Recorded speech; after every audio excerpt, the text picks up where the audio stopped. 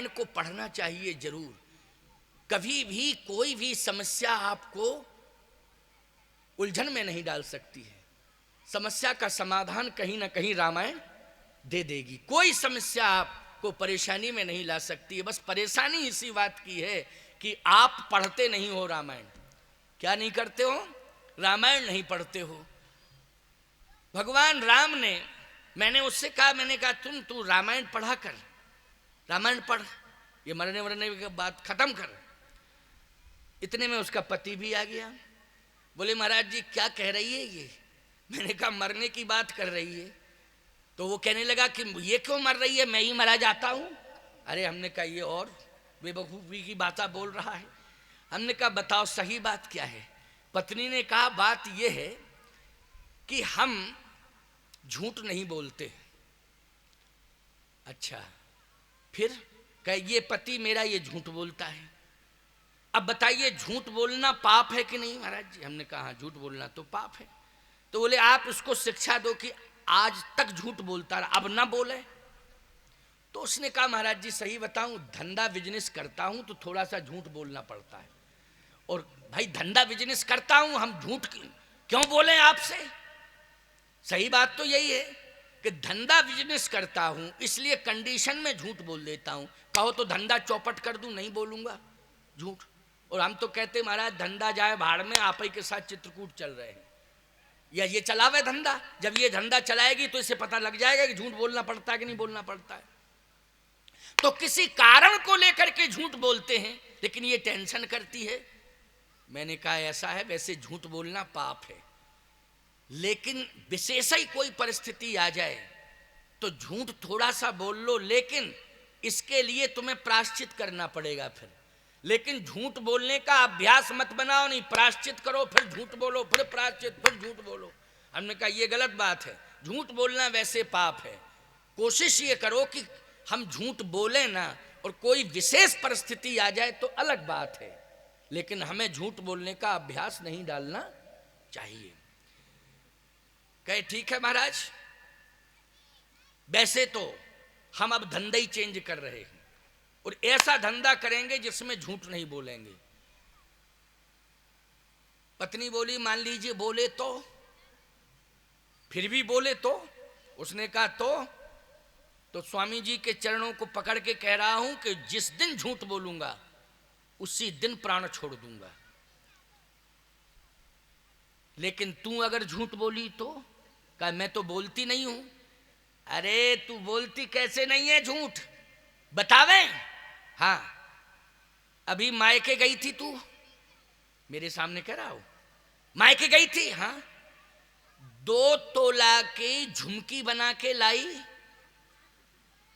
ईमानदारी सही बोलना, स्वामी जी के चरण पकड़ के कहे पैसा यहां से ले गई थी, बनवाए वहां, नाम कर दिया अपने बाप का कि हमारे बाप ने दी, इज्जत बचाने के लिए। अरे मैंने कहा और खतरनाक मैटर है, अब चुप हो जाओ, अब तो और खतरनाक स्थिति आ गई है। कहे स्वामी जी हम 100% सत्य बोल रहे हैं, ये अब आपको सुना रहे हैं, हम क्या बतावें। और कह रही थी हमारे बाप ने बनवाए ये, और पैसा यहां से ले गई थी। हमने कहा पैसा? कहे तुमने कब दिया पैसा? कहे जब जब भी देता था खर्च के लिए, तू मांगती थी तो 1000 मांगती थी, 1500 खर्च करती थी, 500 बचाती थी। ऐसे ही बचाती गई 25-50 हजार, 1 लाख रुपया हुआ, और गई मायके, वहां से सोने की झुमकी बनवा के आ गई। वो कहती हमारे बाप ने बनवाई। अरे हमने कहा शांत रहो, झूठ मत बोलना।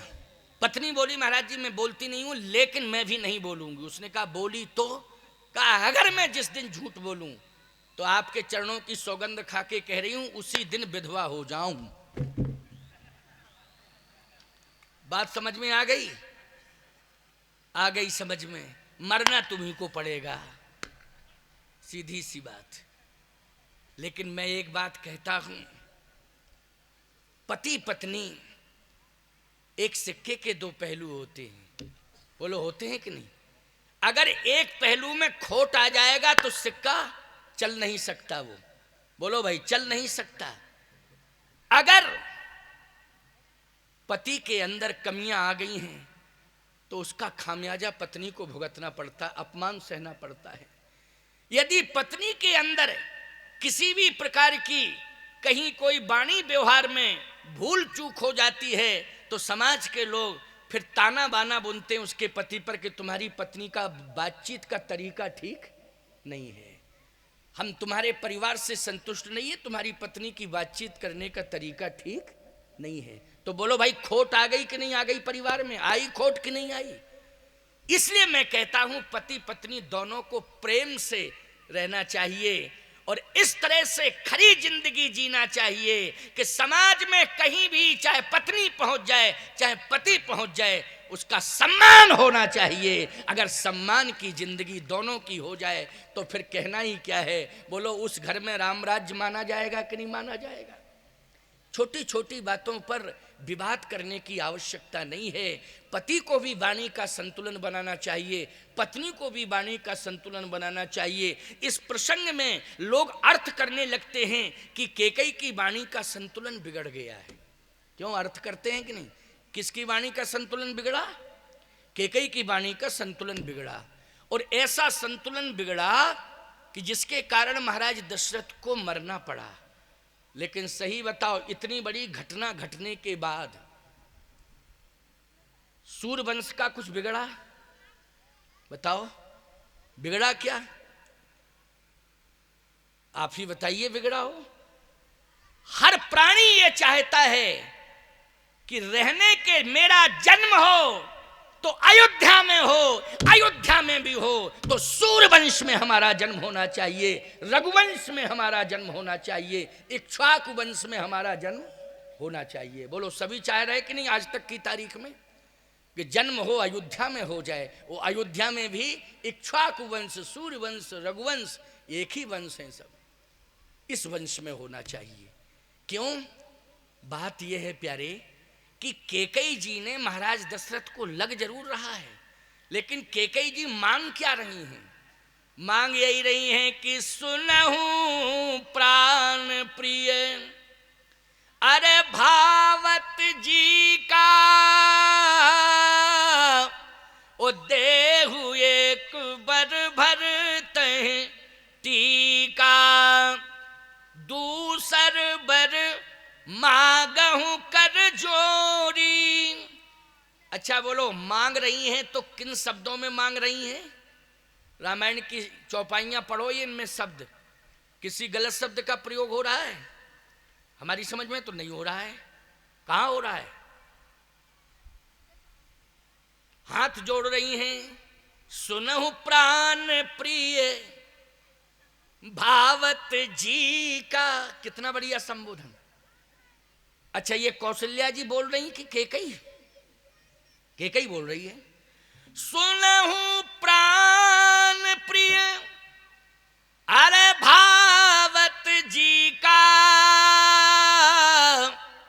और देहु एक बर भर तहि टीका दूसर बर मांगहूं कर जोरी। हाथ जोड़ के, पूर्वहु नाथ मनोरथ मोरी। हे नाथ, मेरे मन के मनोरथ को आप पूरा करिए। ये तो मांगने की भाषा तो हमें अच्छी लग रही, क्यों लग रही नहीं? हे नाथ, मेरे मन के मनोरथ को आप पूरा करिए। अच्छा, क्या है तेरे मन का मनोरथ?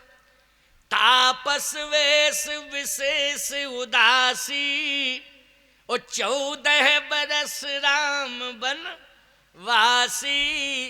राम 14 साल के लिए वन चले जाएं।